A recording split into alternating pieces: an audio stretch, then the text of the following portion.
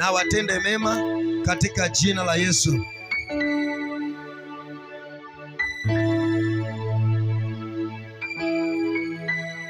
Wakati mwingine ninaona ni vyema tukiwa tuko tayari sana.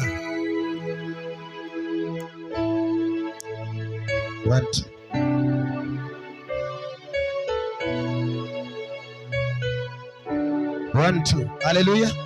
Wakati mwingine ninaona kama inakuwa vizuri wakati tunakuwa tayari kwa sababu ya kazi ya Bwana. Haleluya. Kwa sababu Biblia inasema ya kwamba naye siku za mwisho hakuna yoyote ambaye anaijua. Na ndipo wakati mitume walipokea ujumbe, wakati walielewa ya kwamba wakati ni huu, mitume walikuwa wanafanya kazi bila kukuwa na mipaka. Walikuwa wanashindwa usiku umefika kwa nini? Walikuwa wanashindwa kwa nini masaa yameisha haraka? Kwa sababu walijua wakati ambao tuko na muda ni wacha tufanyie Mungu kazi na pesifa. Na wewe je, inakuaje? Haleluya. Kama unajua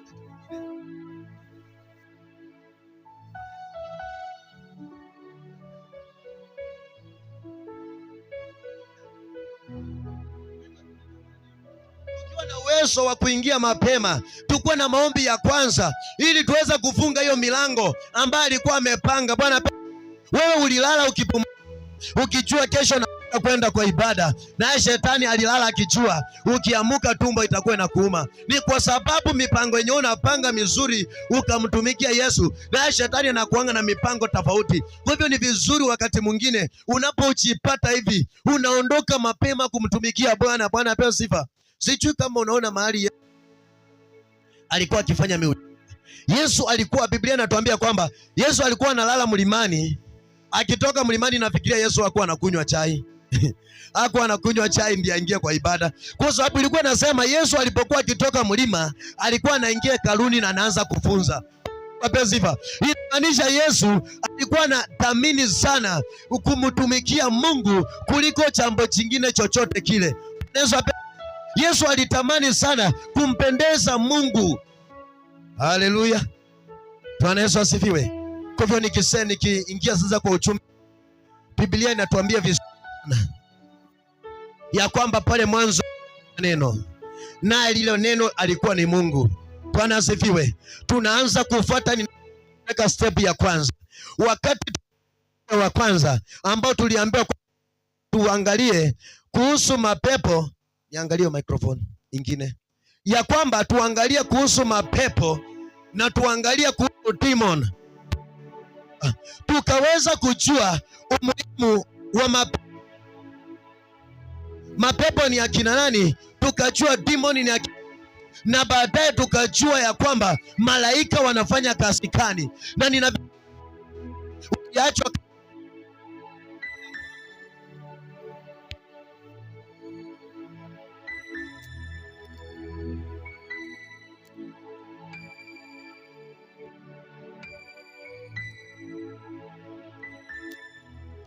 Nafikiria ujumbe wa kwanza tuliwachwa kama tumeonywa, tukaambiwa ya kwamba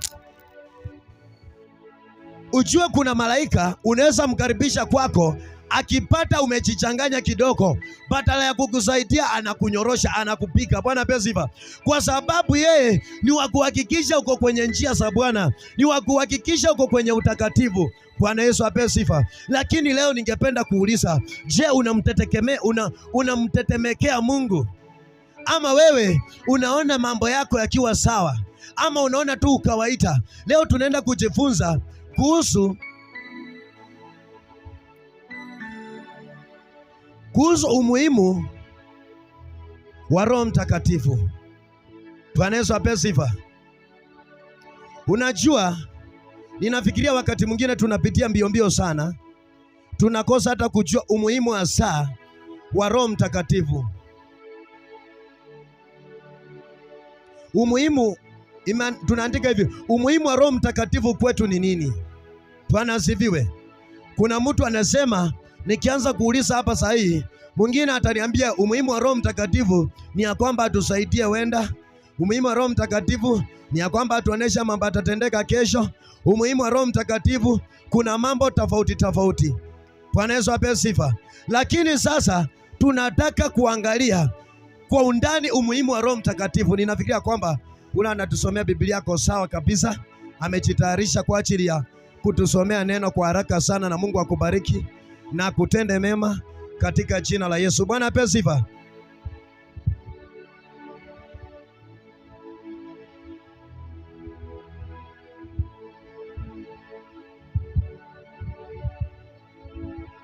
Leo hata mimi nitakuwa mwalimu. Bwana apewe sifa.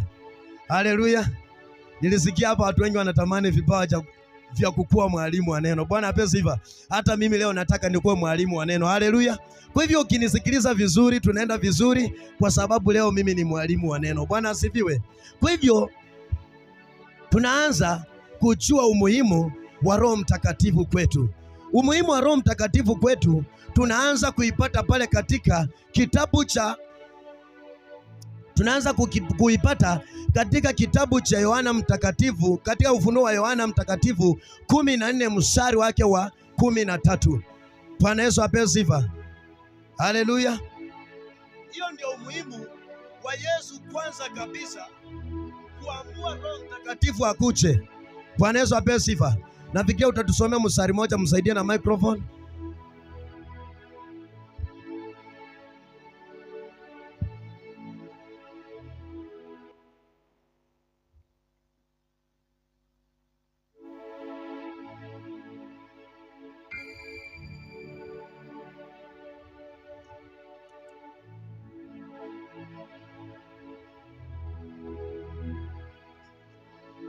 Bwana Yesu asifiwe. Ufunuo 14 tutasoma mstari wa 13 peke yake tu.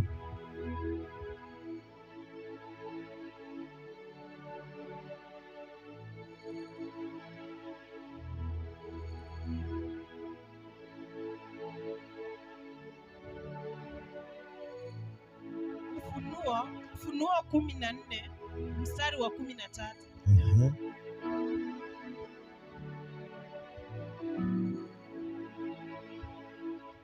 Ufunuo 14 mstari wa 13. Nikasikia sauti kutoka mbinguni ikisema, andika, heri wafu wafao katika Bwana tangu sasa, naam, asema Roho, wapate kupumzika baada ya taabu zao, kwa kuwa matendo yao yafuatana nao. Bwana Yesu apewe sifa. Sasa hiyo ndio umuhimu wa kwanza kabisa wa Yesu kutumana Roho Mtakatifu. Unajua ni kwa nini? Kwa sababu wale wote wamepokea Roho Mtakatifu na wamepatanishwa na Kristo. Bwana Yesu asifiwe. Biblia inatuambia sasa wao wamekufa katika kupumzika. Wao wamekufa katika tu kulala. Wao sio kukufa, wamekufa ni mahali wamesubiri tu, na matendo yao walioifanya mazuri iko pamoja na wao. Bwana Yesu apewe sifa. Katika Amplifier hiyo nyingine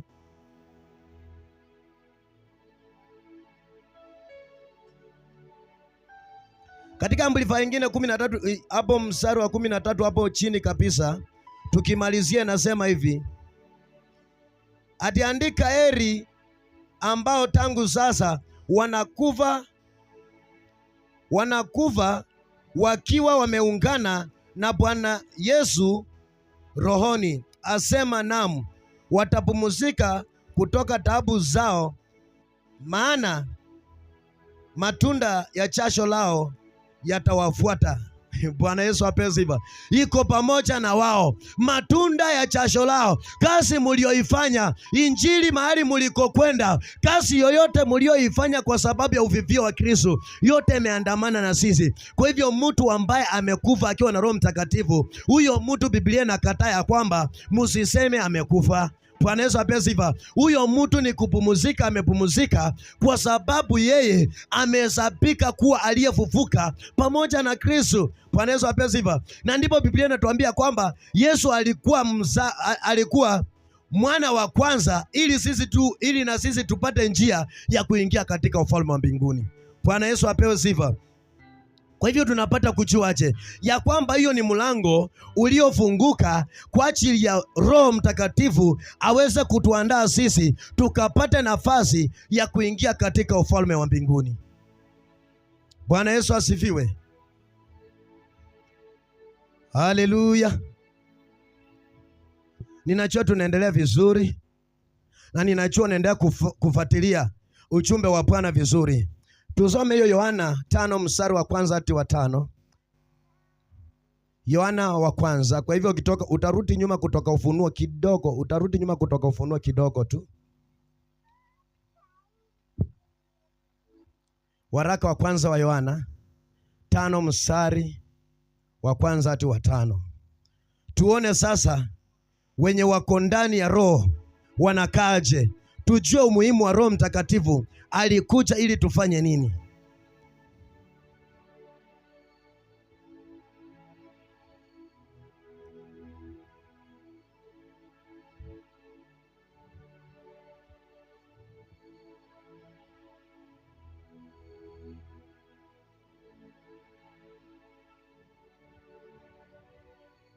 Roho Mtakatifu alikuja ili tuunganishwe na Bwana Mungu wetu, kwa sababu dhambi zilikuwa zimetutenga mbali sana na Bwana wetu Yesu Kristo. Kama ichapatikana,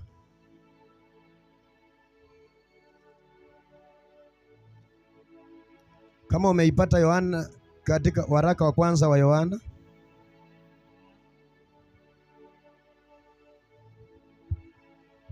5 mstari wa kwanza hadi wa 5. Waraka wa kwanza wa Yohana mlango wa 5 mstari wa kwanza. Kila mtu aaminie kwamba Yesu ni Kristo amezaliwa na Mungu, na kila mtu apendaye mwenye kuzaa ampenda hata yeye aliyezaliwa na yeye. Katika hili twajua kwamba twawapenda watoto wa Mungu, tumpendapo Mungu na kuzishika amri zake. Kwa maana huku ndiko kumpenda Mungu, kwamba tuzishike amri zake, wala amri zake si nzito. Kwa maana kila kitu kilichozaliwa na Mungu hushinda ulimwengu, na huku ndiko kushindako ulimwengu. Hiyo ndio imani yetu. Haleluya. Kwamisha tu hapo. Bwana Yesu apewe sifa. Ya kwamba tunajua ya kwamba wale wamesaliwa ama wanaompenda Kristo, hawa ni watoto wa Mungu. Bwana Yesu apewe sifa. Na tunajua wenye wanapenda mtoto, anapenda hata baba mtoto ama mzazi wa mtoto.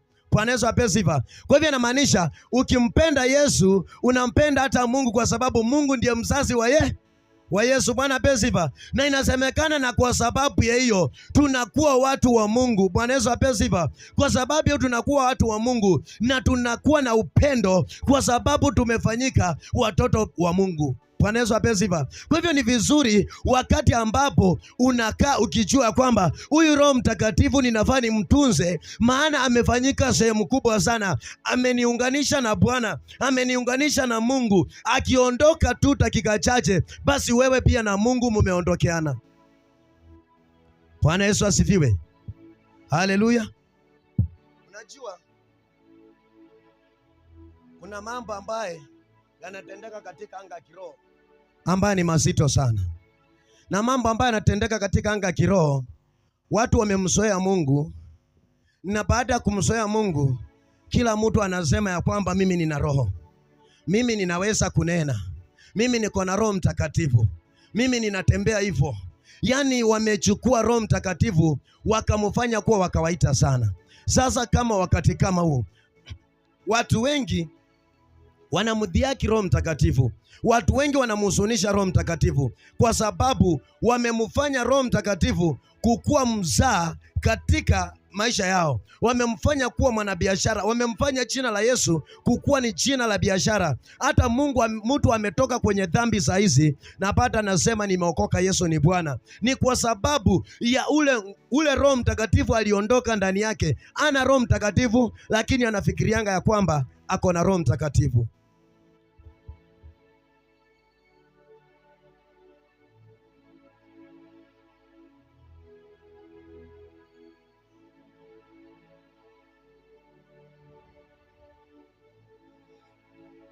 Namba 2, Roho Mtakatifu ana umuhimu gani kwetu?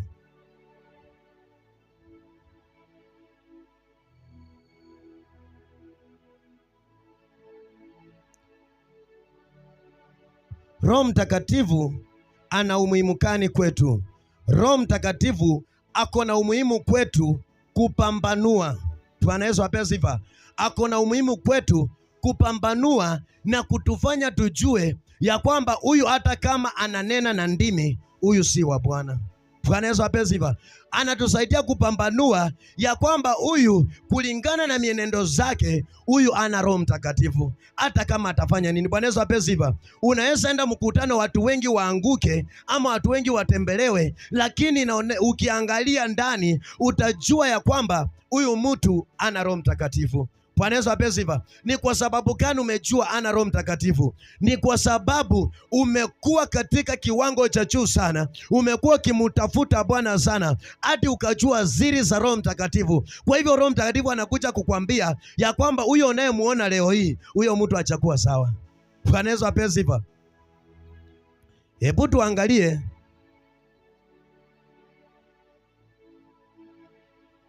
tunaenda tu polepole, hakuna mbio. Tuangalie katika 2 Peter, waraka wa pili wa Petro 2, tutasoma mstari moja peke yake tuweze kuona Roho. Basi tutafanya aje ili tujue huyu Roho, kwa sababu Roho ni wengi sana.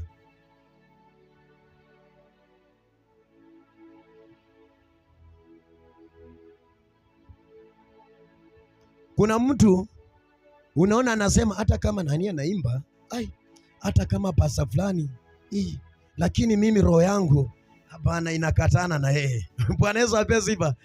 Sio kama maisikia hivyo, unasikia hapana, yenyewe neno amelipatiana vizuri, lakini roho yangu ninaona kama imekatana na yeye. Ni kwa sababu Roho aliye ndani yako ana nguvu, anakuambia hapana, huyu Roho mwenye ako ndani ya huyu ni wa kununuliwa, na ujue mimi ni Roho special wa kutoka kwa Bwana, hatuwezi tukaendana. Haleluya. Kwa hivyo anakukataza, na ndipo mtu anasema hapana, mimi yenyewe ninapenda kwenda kwa mkutano, lakini nasikia kama ule mchungaji anaongoza maombi. Hapana, hiyo Roho naona kama atupelekani. Bwana Yesu apewe sifa. Watu wenye walikuwa hapa siku moja katika mkesha walikuwa wanaona hivyo ya kwamba hapana, ule mchungaji mwenye amekuja wiki jana, hapana, tuone kama ako sawa, tuone kama anaenda vizuri, kwa sababu kwenda kuchunguza roho ambaye anaitumia sio roho ya Mungu, ni roho ya kununua. Bwana apewe sifa. Kwa hivyo roho ya kununua huwa inalazimisha ya kwamba ujue kitu yenye kiko ndani yangu, hiyo roho ya kulazimisha. Na ndio watu wengi wanapenda kwamba ninataka niende nitafsiriwe. Hakuna mahali pale Mungu ako mahali pale, unaenda unapoteza wakati na unarudi tena nyumbani. Hebu tusomewe kama uliipata. Ilikuwa waraka wa pili wa Petro, 2 Peter. Tukasema tutasoma 2 Peter 2, tusome mstari wa kwanza peke yake.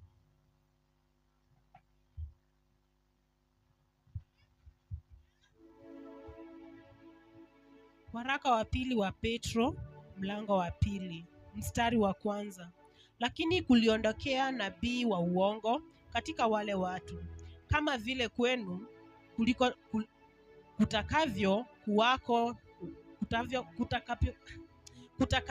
kuwako walimu wa uongo, yes, watakaoingiza kwa werevu. Amen. Bwana Yesu apewe sifa. Ati mjue ya kwamba kuna manabii wa uongo na kuna tena walimu wa uongo. Bwana Yesu apewe sifa. Watakaoingiza kwa werevu. Kuingiza ni kumaanisha kwamba watakayefunza kimakini sana, hata usijue ya kwamba ile roho anayetumika naye sio roho wa Mungu. Lakini tumeambiwa tuwachunguze ili tujue kama kweli ni wao ama sio wao. Bwana Yesu apewe sifa. Haleluya.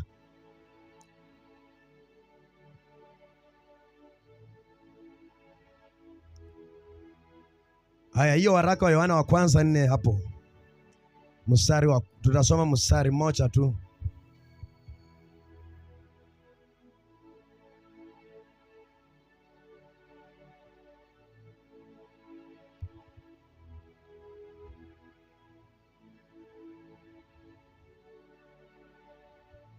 Waraka wa Yohana 4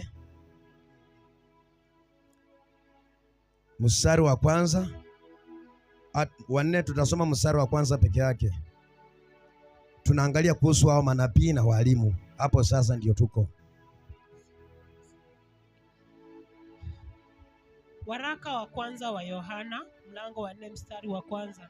Wapenzi, msiamini kila roho, bali zijaribuni hizo roho, kwamba zimetokana na Mungu. Amen. Ya kwamba msiamini kila roho, msijaribuni hizo roho kwanza. Angalieni zimetoka wapi, kwa sababu roho zingine sio za Bwana. Kwamba manabii wa uongo wengi wametokea duniani. Katika hili mwamjua roho wa Mungu. Kila roho ikirio kwamba Yesu Kristo amekuja katika mwili yatokana na Mungu. Amen. Bwana Yesu apewe sifa. Ya kwamba mjue ya kwamba kila roho ambayo inakiri ya kwamba Yesu ndiye Kristo, ya kwamba hiyo roho imetokana na Bwana, lakini kwa sababu ya hii nafasi ama kwa sababu ya hii wakati, kama vile taifa kumeinuka vizazi vingine zinaitwa Gen Z. Bwana Yesu apewe sifa. Kama hivyo ujue wengine wameenda viwango vingine. Bwana Yesu apewe sifa. Sasa wanaweza tumia hata hiyo jina, lakini wanatumia kwa kuingiza vile mumeambiwa, wanatumia kwa werevu. Kuna maneno wanatamuka ili msiweze kujua roho ambazo wanazitumia, lakini tunapochunguza roho wa Mungu hayuko mahali pale. Na ndipo ukitaka kujua, saizi washirika wengi wanataka kuenda kwa kanisa, lakini hataki kusikia neno, hataki kusikia vile Mungu anasema, lakini kenye anataka kusikia, yeye anataka umwambia kwamba Mungu ameninenea ya kwamba kulifanyika kitu fulani katika familia yenu. Hiyo ndiyo anataka, lakini ni upotofu. Wametumiwa hiyo nafasi kwa kuingiza, na wajajua ya kwamba ni nafasi ya kuingiza. Bwana Yesu apewe sifa. Kwa hivyo tunapotea, na Mungu akasema ya kwamba watu wangu wanapotea, na wanapotea kwa sababu ya kutokujua ama kwa sababu ya kutokuwa na maarifa. Tunapotea kwa sababu ya kutokuwa na maarifa. Sisi tumepewa Roho Mtakatifu ambaye ni wa kweli, Roho Mtakatifu ambaye ni wa nguvu, atusaidie, lakini sisi hatujui. Bwana Yesu apewe sifa. Nikiuliza hapa kanisani, Bwana Yesu apewe sifa, kuna tofauti ya ndimi na lugha. Haleluya. Kuna tofauti ya ndimi na lugha, ama ndimi ndio lugha? Tunasikianga ananena kwa ndimi. Bwana Yesu apewe sifa. Ndimi ndio lugha. Haleluya. Bwana Yesu asifiwe. Sasa kuna confusion kubwa inakwanga imejificha mahali pale. Bwana Yesu apewe sifa. Na ningetaka ujue siku ya leo ya kwamba hiyo confusion imejificha kiwango gani, mahali imejificha hata uwezo ukaelewa. Bwana Yesu asifiwe. Kwa hivyo tunaendelea. Mimi leo ninaenda kitabu kwa kitabu na tunaenda tu mbio mbio.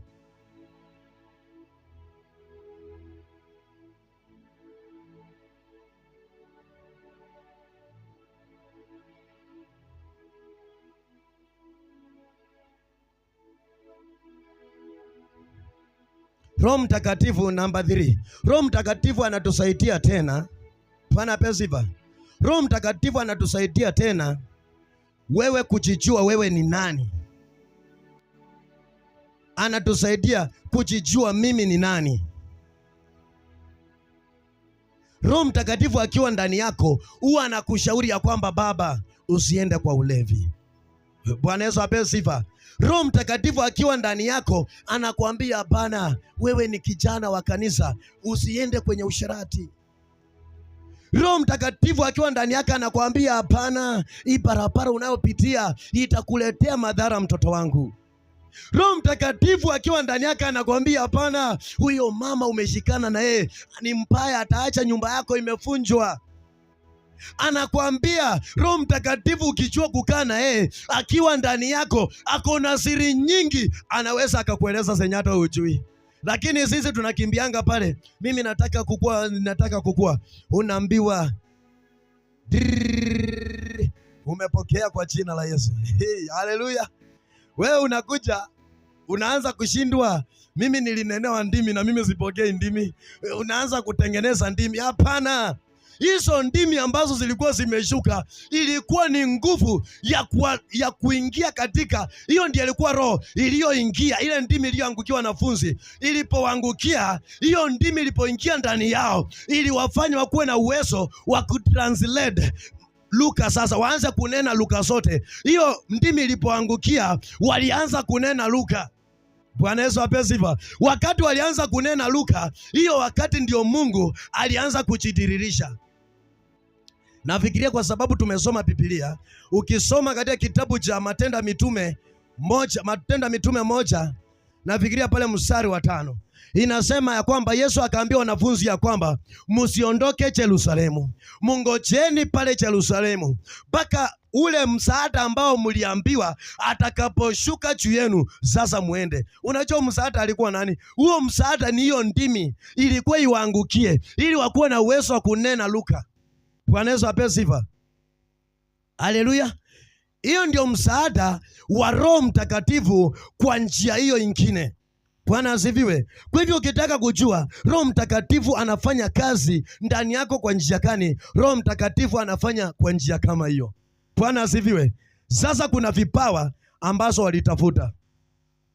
Ninafikiria ukisoma katika kitabu, nafikiria ni Wakorintho, inasema vizuri sana, inasema naye Paulo akaambia watu ya kwamba utakapokuwa ukinena lugha za mbinguni, Bwana Yesu apewe sifa, utakapokuwa ukinena kwa lugha za mbinguni, kwa sababu kuna lugha za mashetani lakini kuna lugha za mbinguni. Akasema utakapokuwa ukinena na lugha za mbinguni, ongea maneno mawili ama matatu ama matano, usipitishe, kwa sababu watu wenye wako kwa ibada hawawezi wakaelewa hiyo sauti. Bwana Yesu asifiwe. Unajua hiyo jambo hata hawangejua. Hilo jambo ilikuwa imefichika sana.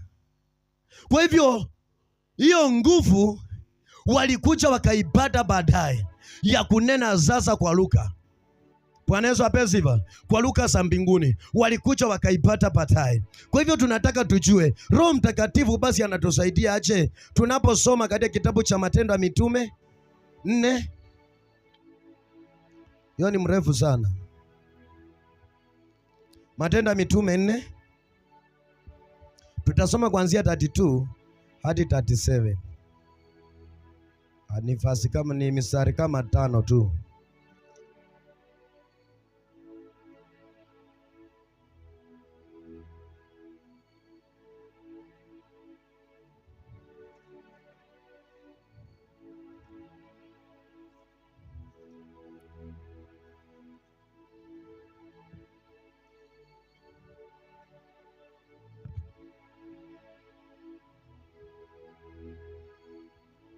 Siri ya Roho Mtakatifu. Leo ninataka tujifunze kuhusu mambo yenye Mungu anafanya. Hiyo ni siri ambayo iko ndani sana ya Roho Mtakatifu, na mtu wa Mungu lazima kuwe makini. Hapo tunapepwangwa sana. Na mimi ninajua hiyo. Kwanza shetani anatakanga watu wa Mungu wasisikie. Tukipanga ujumbe lazima watu wakose kufika kwa ibada. Bwana Yesu apewe sifa. Kwa sababu shetani hajui mtu, hataki mtu ajue siri za Roho Mtakatifu. Kwa sababu hebu niambie, ukijua siri za shetani, ujue siri za agent wenye anatumia, alafu umejua tena siri za Roho Mtakatifu, wewe ni shujaa bwana. Wewe unapigana vita na wewe unaishinda, kwa sababu wewe uko na silaha zote. Bwana asifiwe. Sasa shetani anasema hapana, kama ulipata ile ya komanda, mimi sitakubali upate hiyo nyingine ya jeshi, kwa sababu anazuia. Kama umefika pale mstari wa 4 tusomee kuanzia 32.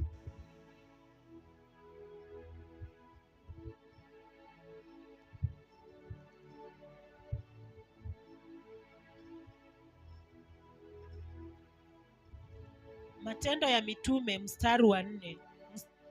mlango wa 4 mstari wa 32.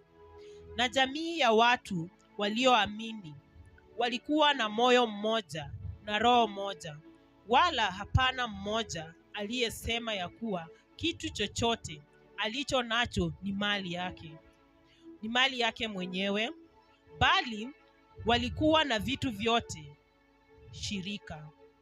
33. Na mitume wakatoa ushuhuda. Tusikie makini. Mitume wakatoa ushuhuda wa kufufuka kwake Yesu. Kwa nguvu nyingi na neema nyingi ikawa juu yao wote, wala hapakuwa na mtu mmoja miongoni mwao mwenye mahitaji, kwa sababu watu wote waliokuwa na viwanja au nyumba waliviuza, wakaileta thamani ya vitu vile vilivyouzwa, wakaiweka miguuni pa mitume. Kila mtu akawagawia kwa kadri ya alivyohitaji. 36. Na Yusuf aliyeitwa na mitume Barnaba, maana yake mwana wa faraja, Mlawi, asili yake ni mtu wa Kipro, alikuwa na shamba akaliuza, akaileta fedha akaiweka miguuni pa mitume. Amen. Bwana Yesu asifiwe. Wacha tukwamisha pale kwa sababu tunataka kwenda haraka haraka. Wewe utamalizia. Bwana Yesu ape sifa. Ya kwamba wakati huo wa mitume, wakati walikuwa wamejazwa na Roho Mtakatifu, walikubaliana ya kwamba tutafanya kazi kwa pamoja. Kama vile tulikubaliana Sunday ya kwamba tutafanya kazi kwa pamoja. Hivyo ndivyo walikuwa wamekubaliana. Bwana Yesu ape sifa. Wakasema ya kwamba basi hakutakuwa na kitu ya mtu, hizi vitu tutashare. Naye mtu akiwa na kitu akitaka kuleta ataleta. Bwana Yesu ape sifa. Basi wenye walikuwa na nyumba wakaziuza wakaleta wakakawana, wenye walikuwa na mashamba wakauza, na wakati walikuwa wakiziuza ulikuwa unasema mbele. Bwana Yesu ape sifa. Unakuja unasema acha niwaambie watu wa Mungu, mimi niko na shamba eka moja na ninaenda kuiuza na nitaleta kwa madhabahu. Bwana Yesu ape sifa. Hiyo ndiyo ilikuwa shida. Wakati walikuwa wakisema hivyo, walikuwa wanaileta. Kulikuwa na mtu mmoja, jina lake aliitwa Anania na Safira, mkewe. Bwana Yesu ape sifa. Pia wao walikuwa wamejiunga, pia wao walikuwa mitume. Na wakati walikuwa mitume, basi nao wakasema hata sisi kwetu nyumbani kuna shamba. Nataka unisikilize hapo vizuri. Wakasema hata sisi nyumbani kuna shamba, na hili shamba tunaenda kuliuza tulilete kwa madhabahu. Na wakati walisema hivyo, mitume wakasema na Bwana awatangulie, wakaenda na wakauza hilo shamba. Wakati waliliuza shamba, wakachukua pesa, wakaona hizi pesa ni nyingi, wakasema hii 1,000,000 tutaipeleka yote kwa madhabahu. Wakaitana na mke wake wakasema hapana, tupeleke 500,000 na 500,000 tufiche kwa sababu ya kesho. Bwana Yesu ape sifa. Haleluya. Hapo ndipo walikosea. Bwana asifiwe. Hapo ndipo walikosea. Kabla sijaendelea hapo mbele, ni kurudisha nyuma kidogo, mtu wa Mungu. Wakati unapitia changamoto, kuna wakati ambapo unaona ya kwamba mimi mahali nimefika siwezi, ninahitaji Bwana niondoe. Hapo mahali unafikanga unaweka nadhiri. Unasema Mungu, mimi ukinitoa kwa hiki kitanda, Mungu ninaamini hakuna Sunday mimi nitaikosa kwenda kwa ibada nikiwa mzima. Na shetani anasema umesema hivyo, ndio. Basi mimi ninajua next Sunday wewe uende kwa ibada. Bwana Yesu ape sifa. Anajaribu kuvunja ile nadhiri. Kwa hivyo lazima wewe ukue makini. Kuna mtu wendo uliambia Mungu ya kwamba mtoto wangu akifanya hivi na hivi na hivi, nikiona amepita hii hatua, mimi Mungu nitatoa 1,000 nitapeleka kwenye madhabahu. Au kutoanga hiyo 1,000. hiyo 1,000 imefunga milango yako, kwa sababu sio Mungu. Wakati ilikuwa kwako, ilikuwa yako tu, lakini wakati ulifanya makosa ukasema ya kwamba nitaitoa kwa Bwana, hapo ndipo ulifanya makosa. Sasa Bwana anahesabu wewe kuwa mwizi, uliniibia. Ukimwita ukimwambia Bwana nibariki, anasema kumbuka wewe ni mwizi na hata nimekulaani. Bwana Yesu apewe sifa. Ukikuwa na secret umeweka mbele za Bwana, ni vizuri kufanya. Na siku moja nikiwa kwa hii madhabahu tu, Bwana akanisaidia. Sijui kama mnakumbuka wakati nilikuwa nimefunga ya madhabahu, na nikawaambia kwamba tutaifungua na tutafungua na sadaka ya kufunja nadhiri. Bwana alinipatia hiyo neno na nilifunza mahali hapa vizuri sana. Nikawaambia tutavunja ile maakano, kwa sababu ilikuwa imeandikwa kwa Biblia ya kwamba mkuja na sadaka kiwango kidogo, ili muondoe ile nadhiri mlikuwa mumeweka mbele zangu, ili nianze kuwabariki tena. Bwana Yesu apewe sifa. Nikawaambia kwamba mtu chukua fedha zenye utaweza, hata kama ni 200, hata kama ni 1,000, kulingana na vile utakavyoweza, weka kwa bahasha na uambie Bwana ya kwamba mimi nimesahau nadhiri zenye niliweka. Kwa hivyo mimi leo nimevunja nadhiri. Bwana apewe sifa ya kwamba kila kitu yenye niliweka Bwana nimeiondoa, na Bwana angeiondoa kwa sababu ni maandiko. Haleluya. Kwa hivyo hiyo nadhiri ilisababisha huyu mtu kuteseka sana. Hebu hapo fungua peji ya mbele, Matendo 5. Hiyo Matendo 5 mstari wa 1. Ikiwa ngumu hatutamaliza, kwa sababu tuko na zingine zimepakia nyingi za roho, vile roho anafanya kazi. Sasa huyu ni roho ana punishment ya watu. Mtaona vile roho wa Bwana alifanya kazi mahali pale. Kuna uchungu katika kufanya kitu na akano na Mungu, alafu unakosa kutimiza mtu wa Mungu. Be careful. Kuwa mwangalifu sana. Inaweza sababisha watoto wako wateseke. Inaweza sababisha maisha yako iwe ya shida. Inaweza sababisha milango ifungike. Na ndipo wakati mimi niliona huu mwanya, mimi nikasema hapana, tuingieni kwa madhabahu sisi sote, tukate zile nadhiri za kwanza, kwa sababu hata kuna zingine hazitujui. Unajua siku moja nilikumbuka tulipokuwa kwa ile madhabahu, kuna nadhiri tuliweka na hatukutoanga. Kwa hivyo nikajua sasa hata ukiwa na 50 utakuja useme Bwana ninaondoa nadhiri, mimi ninafuka. Yes, Bwana aseme ya kwamba hiyo yenye ulisahau tumeondoa, sasa ukiweka ingine tuko na wewe. Bwana Yesu apewe sifa. Lakini hujachelewa. Bado sanduku la agano liko kwa madhabahu bado. Unaweza funja, kwa sababu ndio ameleta hili neno siku ya leo. Hebu tuangalie hapo kama umefika. Matendo ya Mitume 5 mstari wa 1. Yes. Lakini mtu mmoja jina lake Anania pamoja na Safira mkewe, yes, aliuza mali, akazuia kwa siri sehemu ya dhamani yake. Mkewe naye akijua haya, akaleta fungu moja, akaliweka miguuni pa mitume. Petro akasema, Anania, kwa nini shetani amekujaza moyo wako? Yes. Hiyo ndio msaada Roho Mtakatifu. Roho Mtakatifu akafunulia Petro, akamwambia huyu mtu ameficha pesa zingine. Akamuuliza, kwa nini umemtanganya? Yes. Anania, kwa nini shetani amekujaza moyo wako kumwambia uongo Roho Mtakatifu? Yes. Na kuzuia kwa siri sehemu ya dhamani ya kiwanja kilipokuwa kwako, hakikuwa mali yako. Yes, wakati kilikuwa kwako, hiyo ilikuwa mali yako, hiyo ilikuwa mali yetu. Na kilipokuwa kimekwisha kuuzwa, thamani yake haikuwa katika uwezo wako. Ilikuwaje hata kaweka neno hili moyoni mwako?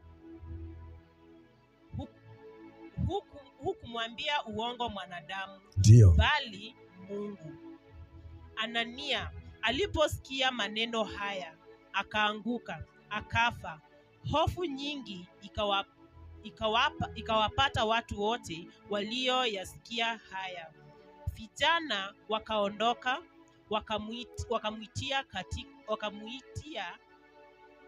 wakamtia katika sanda, wakamchukua nje, wakamzika. 7. Hata muda wa saa 3 baadaye, baada 3 hours, mkewe akaingia. Naye hana habari ya hayo. Hana habari ati mume wake wakati alikuja alikufa. Petro akamjibu, Yes. niambie, mlikiuza kiwanja kwa dhamani hiyo? Akasema, ndiyo, kwa dhamani hiyo. Petro akamwambia, imekuwaje hata mkapatana kumjaribu Roho wa Bwana? Angalia, miguu yao waliomzika mumeo ipo mlangoni, nao wakamchukua nje, wewe nawe. Mara akaanguka miguuni pake akafa. Amen. Tukwamishe tu pale, wewe utaendelea. Wakati huo, wakati walikuwa wanaweka nadhiri, wakukuwa wanaona umuhimu wa hiyo kiwanja, lakini wakati walienda wakakiuza hiyo kiwanja, wakati kiko kwako, wakati kama saa hii ujatamuka kwamba nitakupatia Bwana 1,000, hiyo pesa ni yako. Bwana pesa sifa. Lakini wakati umetamuka tu kamwambia Bwana, mimi nitanunua hii speaker nipatiane kwa ibada, wakati huo hiyo 10,000, wakati huo hiyo 20,000 imewekwa na malaika wa Bwana na Roho Mtakatifu ameweka saini ya kwamba hiyo sio yako, hiyo ni ya hiyo kanisa. Kwa hivyo sasa unapata ya kwamba wakati unakataa na hizo pesa, wakati unazipata na unatumia, Mungu anaanza kukukanda, Mungu anaanza kukufunga, kwa sababu mumekuwa maadui. Roho Mtakatifu amekukataa, unafanyika kifo, unakuwa mtu uliyekuwa maana, unakufa, unaondolewa katika ile nafasi. Bwana Yesu apewe sifa. Hii kisasi kinaesenda hadi kisasi cha 4, mtu wa Mungu. Na ndio niwaambia kwamba ni vizuri kama tungechukua nafasi tukate zile nadhiri, tusiondoe, tukuche mbele za Bwana. Bwana Yesu apewe sifa. Tusiondoe ile nadhiri ambayo tulikuwa tumeweka. Hata wakati mwingine unaenda nadhiri bila kujua mtu wa Mungu. Unatembeanga hivi kwa njia unasema, mimi hii kitu imenikalia walai. Hii kiesa faulu. Hii Mungu nitakuja kukupatia sadaka ya shukrani. Mungu anasema sadaka ya shukrani. Hata Mungu aandiki sasa ni ngapi? Sadaka ya shukrani kutoka kwako. Wewe wakati Bwana amekusaidia unasahau hiyo sadaka ya shukrani. Anasema ni sawa, kwa sababu Roho Mtakatifu anashuhudia kila kitu ambacho kinaendelea. Kwa hivyo ningependa kuambia kwamba tujitie nguvu, hata tutafute nafasi, tukuje tuondoe ile nadhiri iliyokuwa mbele yetu, ili kama kuna vifungo Bwana asiondoe, tuweze kuchukua hatua nyingine na kusonga katika jina la Yesu. Hivyo ndivyo Roho Mtakatifu anatusaidia. Roho Mtakatifu anatusaidia na wakati mwingine anatu punishment. Sasa hiyo ni punishment ambaye ni kali sana. Angalia sasa vile imefanyika. Hebu tuseme Anania na Safira walikuwa na watoto. Bwana Yesu apewe sifa. Papa alienda hakujulikana, amepotea. Mama ameenda hakujulikana, amepotea. Kwa sababu walishirikiana, wakaenda wakatanganya, wakasema uongo. Wakaambiana hapana, hii sisi tumemaliza. Na kumbe Mungu akakasirika. Kwa hivyo ni vizuri tukue makini na tuwe tunaangalia kila wakati vile tutakavyomtumikia Mungu wetu.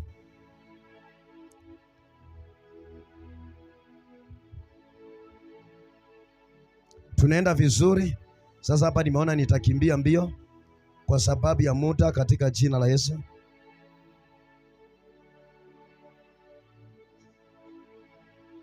Sasa ninataka tuangalie kidogo tu kunena na ndimi. Bwana Yesu apewe sifa. Kunena na ndimi. Kunena na ndimi sio Roho Mtakatifu, ni lugha za mbinguni. Lakini wakati mtu anajazwa kwa nguvu za Roho Mtakatifu yenye imeshuka, anaweza akanena lugha za mbinguni. Bwana Yesu apewe sifa. Lakini usitania kwamba wakati akina Petro walinena kwa ndimi, wakati walikuwa wakinena kwa lugha, walinena hiyo tunanenanga ribarabababa. Hapana, wakunena usiri, wakunena lugha mbinguni. Walinena lugha exactly yenye ilikuwa katika taifa hili. Bwana Yesu apewe sifa.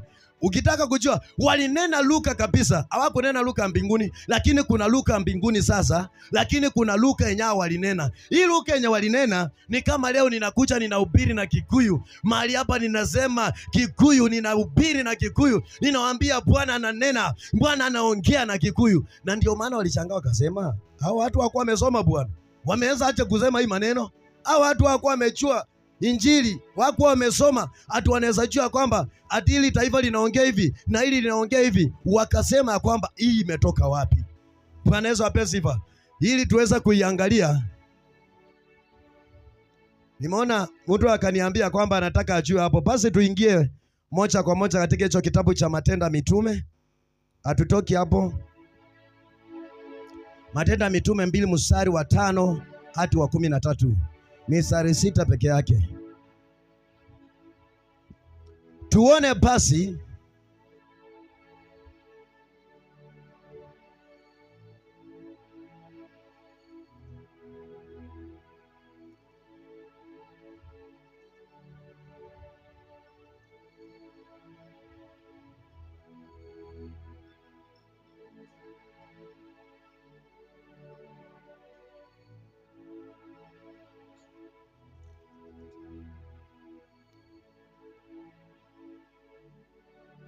ama tusome tu kuanzia mstari wa kwanza, hata tukimalizia hiyo hakuna shida, ili tuweze kuelewa kitu kidogo pale. Leo tunajifunza kuhusu Roho Mtakatifu na iko sawa kabisa.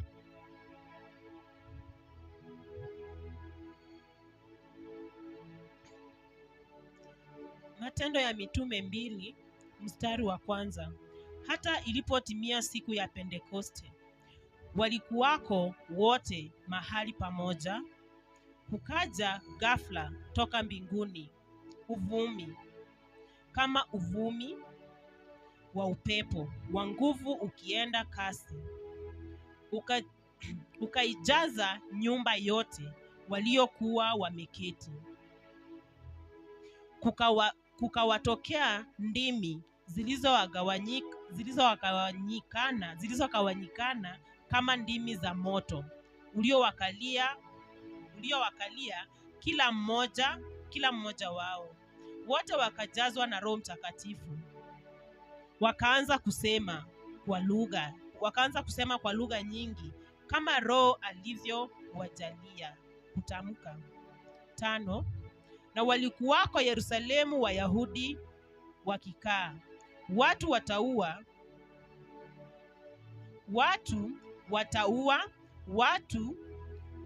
watu wa kila taifa chini ya mbingu.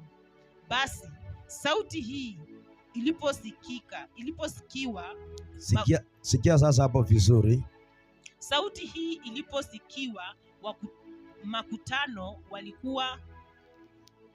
walikutanika, wakashikwa na fadhaa, kwa kuwa kila mmoja aliwasikia wakisema kwa lugha yake mwenyewe.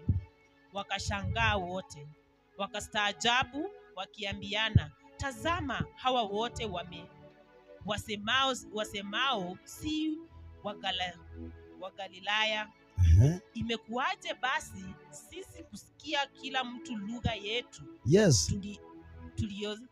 tuliozaliwa nayo? Unasikia, walianza kusikia hawa watu wakihubiri na lugha. Yaani wewe uko hapa na ni Mchina, na unasikia mtu hapa anaongea Kichina, anasema Mungu anasema akitumia lugha ya Kichina. Bwana Yesu apewe sifa.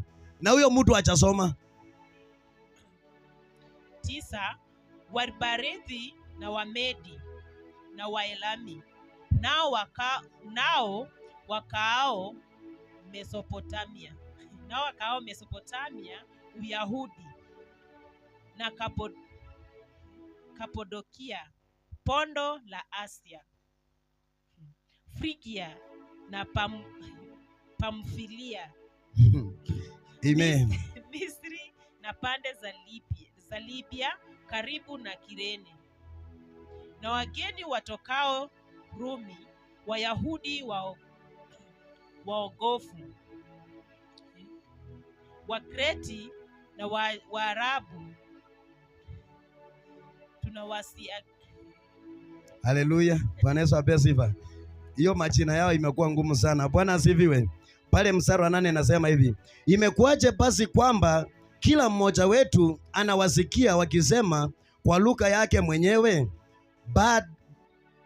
Baadhi yetu ni Wabarithi, Wameti na Waelamu, wengine ni wenyeji wa Mesopotamia Yudea, Kapadokia, Pondo na Asia, Furakia na Pamfulia, Misri na sehemu za Libya karibu na Kurene. Wengine wetu ni wageni kutoka Roma, Wayahudi na watu walioongea titi ya Kiyahudi.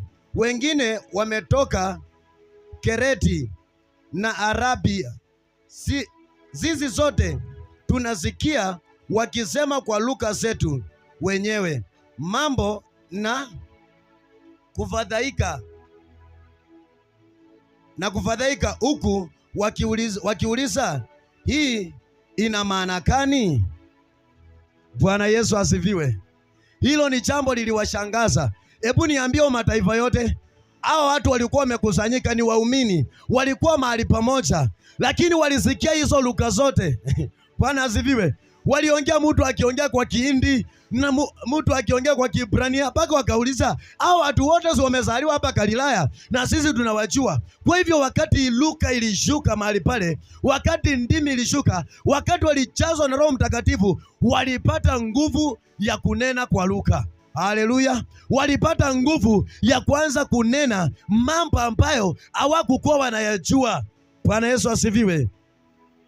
Kwa hivyo hiyo ndiyo iliwashangaza watu, wakasema ya kwamba basi kitu gani kimepata hawa watu?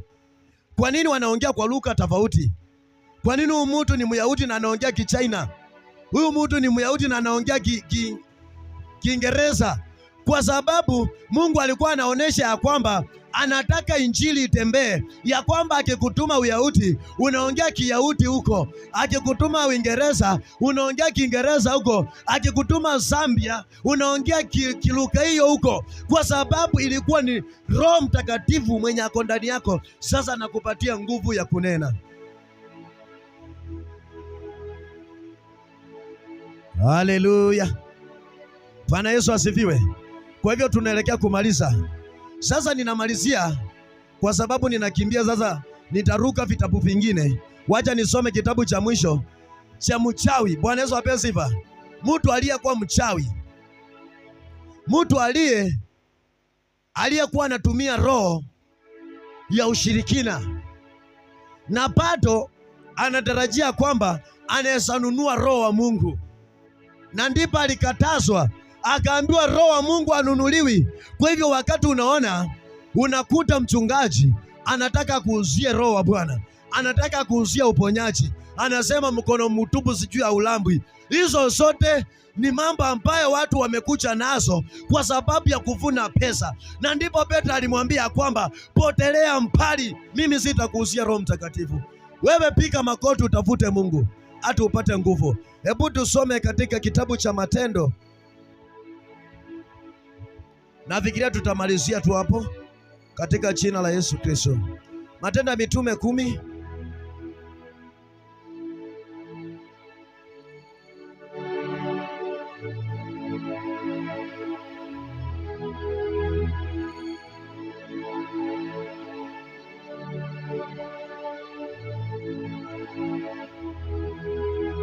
Hapana, ni Matendo ya Mitume 8. Tutasoma mstari wa 9. Ikiwezekana tutasoma tumalizie hapo mstari wa 24. Na tutafunga ibada yetu katika jina la Yesu. Tukimaliza hiyo, sitawaweka tena. Matendo ya Mitume 8 mstari wa 9. Na mtu mmoja jina lake Simon, hapo kwanza alikuwa akifanya uchawi katika mji ule, akiwashangaza watu wa taifa la Wasamaria, akisema ya kuwa yeye ni mtu mkubwa. Wote wakamsikiliza, tangu mdogo hata mkubwa, akisema, mtu huyu ni uweza wa Mungu ule mkuu. Wakamsikiliza kwa maana amewashangaza muda mwingi kwa uchawi wake. Lakini walipomwamini Filipo akizihubiri habari njema za ufalme wa Mungu na jina la Yesu Kristo, wakabatizwa wanaume na wanawake. Yes. Na yeye Simioni mwenyewe aliamini akabatizwa. Huyo Simoni mchawi, kulikuwa na Simoni mchawi.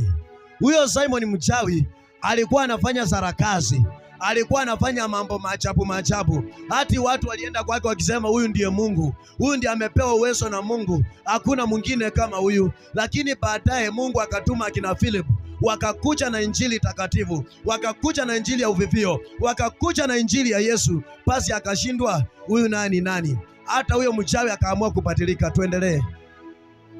Akashikamana na Filipo, akashangaa alipoziona ishara na miujiza mikubwa inayotendeka. Yes.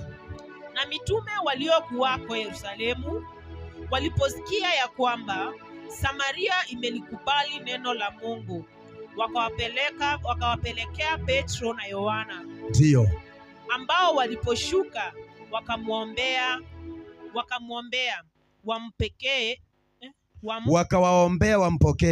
wampokee Roho Mtakatifu. Yes. Kwa maana bado hajawashukia hata mmoja wao. Yes. Bila wamebatizwa tu kwa jina lake Bwana Yesu. Ndipo wakaweka mikono yao juu yao, nao wakampokea Roho Mtakatifu. 18. Hata Simioni alipoona kuwa watu wanapewa Roho Mtakatifu kwa kuwekewa mikono ya mitume, akataka kuwapa fedha akisema, nipeni na mimi uwezo huu. Yes, wakati Simoni mchawi aliona akina Petro wanaekelea watu mikono wakisema pokea Roho Mtakatifu, watu wanapokea, wanaanza kusema kwa lugha. Akasema, hata mimi munipatie basi hii nguvu ambao mko naye, muniuzie ili na mimi nianze kufanya miujiza. Kwa sababu alikuwa na pesa, akataka anunue Roho Mtakatifu. Lakini Petro alimwambia aje?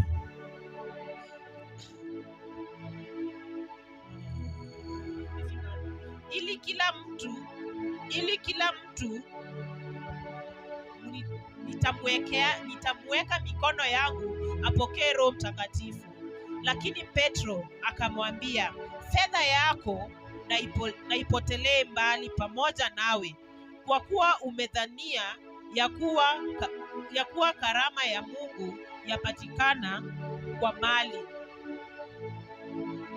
Huna fungu wala huna sehemu katika jambo hili, kwa kuwa moyo wako si mnyofu mbele za Mungu. Basi tubia uovu wako huu, ukamwombe Bwana ili kama yamkini usamehewe. Yes.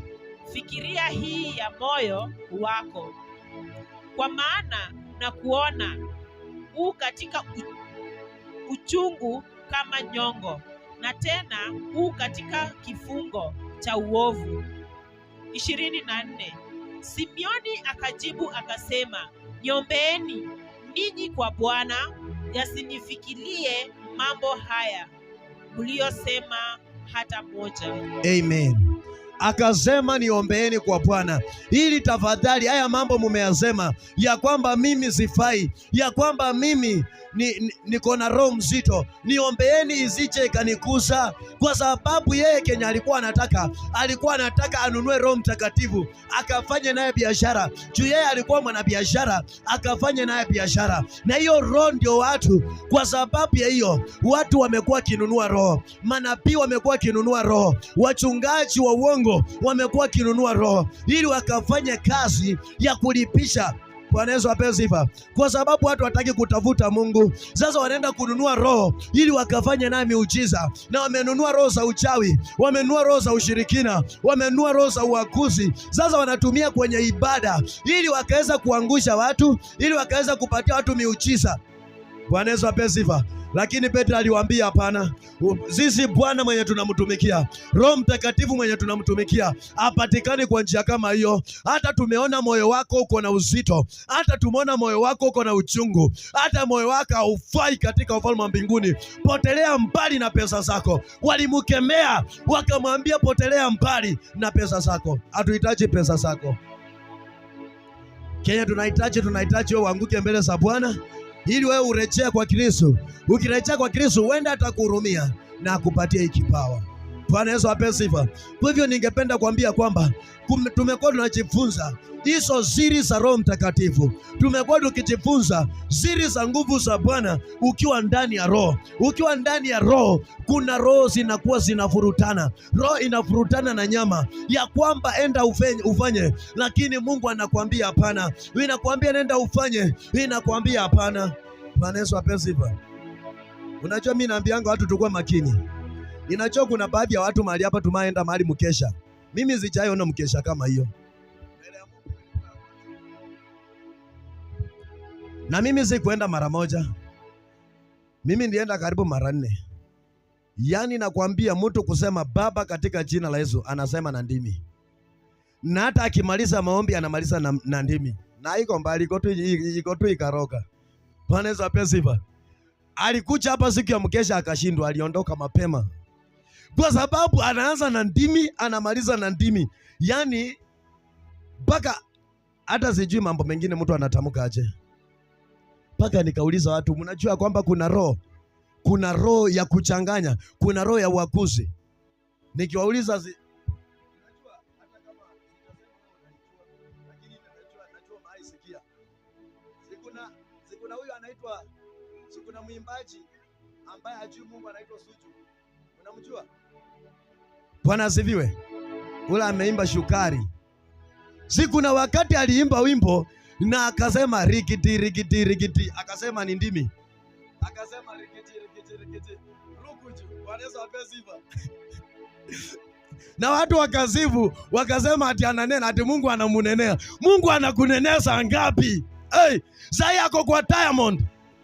Na anasema ati ni Mungu anamunenea. Wacha nikwambie watu wa Mungu, tumeambiwa na Biblia hapa vizuri ya kwamba tuchunguze vipawa zingine. Wewe unasikia anasema rikiti rikiti, unaingia huko. Wewe unajua anasema vitu gani? Wenda anaongea lugha za kuzimu na wewe unakimbia huko ati sasa ameongea lugha za Mungu. Hapana, lazima tuzichunguze, tujue hizo ndimi zimetoka wapi na hizo sauti zimetoka wapi, na huyo roho ni mukani ana operate ili uweze kuchunganisha na yeye. Bwana Yesu apewe sifa. Na tukifanya hivyo, mtaona vile Mungu anatupeleka mbali. Mungu ataona vile tunavyomtafuta. Mungu ataona vile tuko na tamanio kwake, kwa sababu ataona ndani yetu kuna kumtafuta Mungu. Kuna vitu lazima uangalie, mtu wa Mungu. Kuna vitu lazima uangalie. Kuna mambo unafanya na zio kawaida. Siku moja nimechukua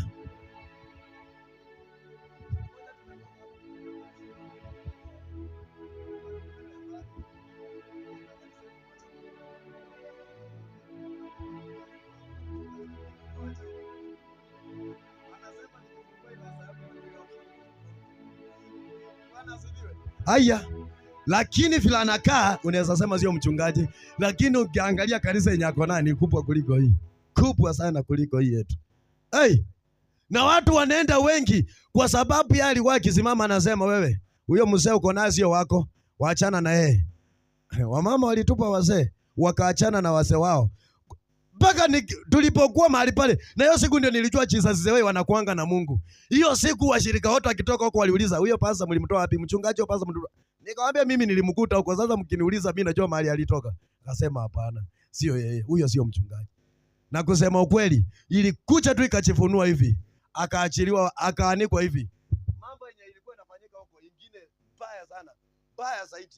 Kwa hivyo ni vizuri wakati mwingine tukizichunguza roho za watu wenye wana utumu katika madhabahu, tukizichunguza roho za watu wa Mungu. Na ndipo unaona wakati mwingine tunaambia watu ya kwamba si lazima tufike huku kwa madhabahu, tunaweza utumu tukiwa hapa. Mimi hata naweza utumu nikiwa hapa nikiwa sawa, na nimalize ibada na niende nyumbani.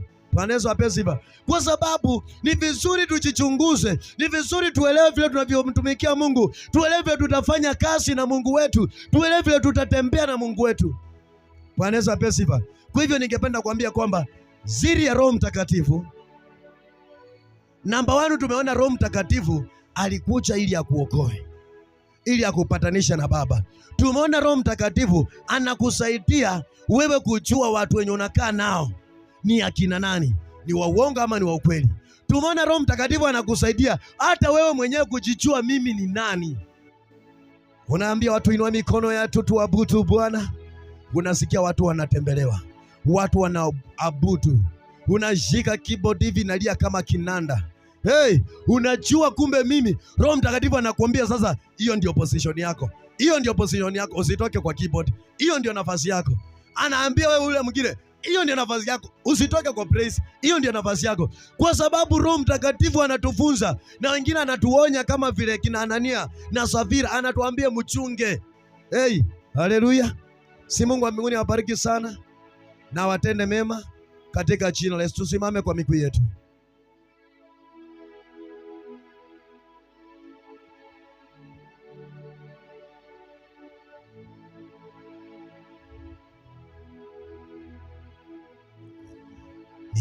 Nimekubali Yesu, nimekubali Bwana, nakurudia sasa, tawala maisha yangu. Nimekubali Bwana, nimekubali Bwana, nimekubali Bwana, tawala maisha yangu. Nimekubali Bwana. Ninataka tukiabudu huo wimbo, wewe ukakubali tu, Bwana akakutengeneze. Ukakubali tu, mwambie Bwana, yenyewe mimi ninajua kuna nadhiri niliaiweka, kuna vitu niliaisema na hata zingine zisijui, na wenda hizo ndio zinanipitishia hii hali. Umwambie Bwana, mimi nimekubali, nitakuja kuondoa nadhiri, nitakuja kuondoa nadhiri. Umwambie Bwana, nitakuja kuiondoa. Usione ya kwamba lazima ondoe na 10,000.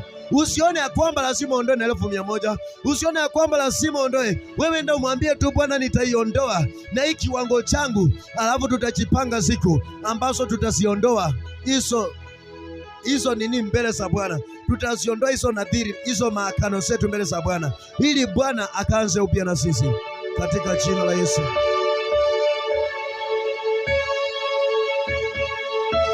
Sijui kebokali kuna shida, sijui kani ya keyboard ama ya microphone.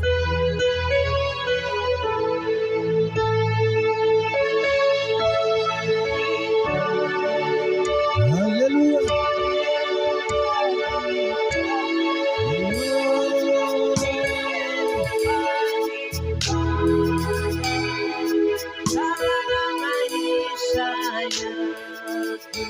Oh, nimekubali Yesu, nimekubali Bwana, nakurudia sasa, tawala maisha yangu. Nimekubali. Microphone asifanye kazi. Situabudu wimbo kama tunataka kumwabudu Yesu. Mike za wireless yenye nafanya kazi patiana.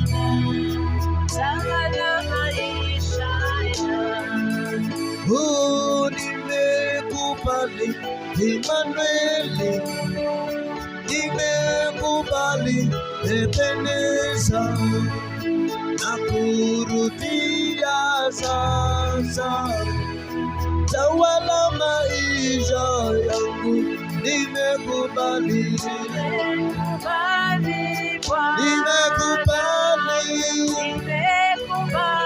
Baba, nimekubali mambo yangu, tawala maisha yangu. Jehova, nimekubali Bwana,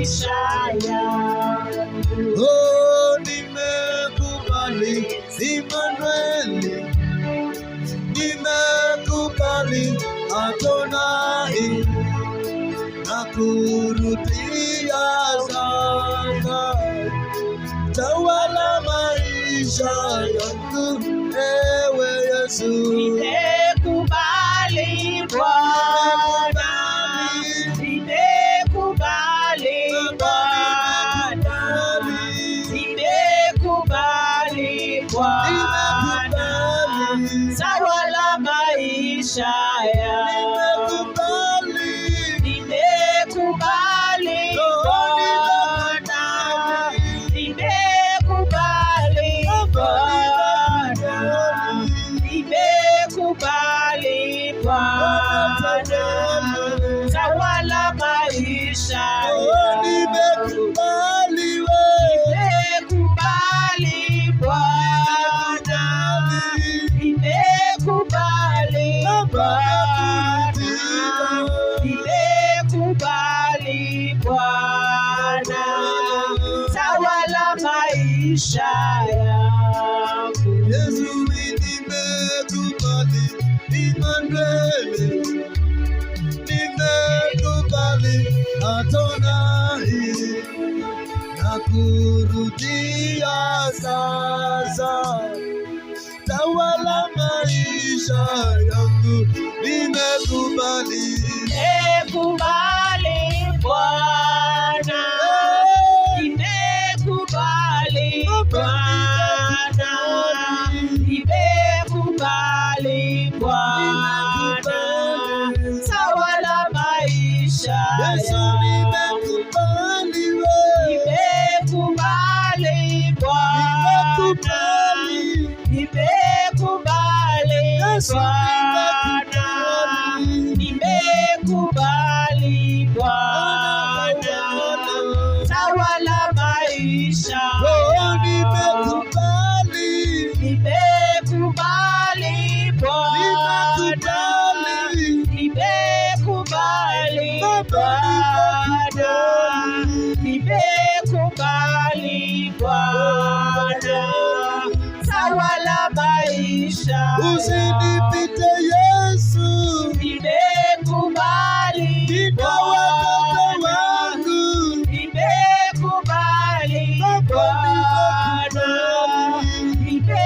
nimekubali Bwana, tawala maisha. nina kanisa lako, Nimekubali Bwana, nimekubali Bwana, nimekubali Bwana, tawala maisha yangu. Nimekubali Bwana, nimekubali Bwana, nimekubali Bwana, tawala maisha yangu. Nimekubali Bwana, nimekubali Bwana, nimekubali Bwana, tawala maisha yangu. Nimekubali Bwana, nimekubali Bwana, nimekubali Bwana, tawala maisha yangu. Nimekubali Bwana, nimekubali Bwana, nimekubali Bwana, tawala maisha yangu. Nenda tu mbele za Bwana, mwambie Bwana nimekubali. Mwambie Bwana nimekubali. Usiseme hakuna nadhiri umaiweka mbele za Bwana. Usiseme hakuna kitu chaifanya mbele za Bwana. ukamwahidi Bwana na ukutenda. Mwambie Bwana, nipatie another chance. Mwambie Bwana, nipatie tu nafasi ya mwisho Bwana. Mwambie Bwana, nipatie tu nafasi ya mwisho Jehova. Nilikuomba kazi ukanipatia, na nikakuahidi nitakupa Bwana sehemu ya 10 na sikukupa. Baba, nimekuja mbele zako. Mwambie Bwana, kuna mambo niliyasema, kuna mambo niliyanena, na Baba sikuyatimiza. Roho wa Bwana, mwambie Bwana, I'm here today. Mwambie Bwana, niko mahali hapa leo. Mwambie Bwana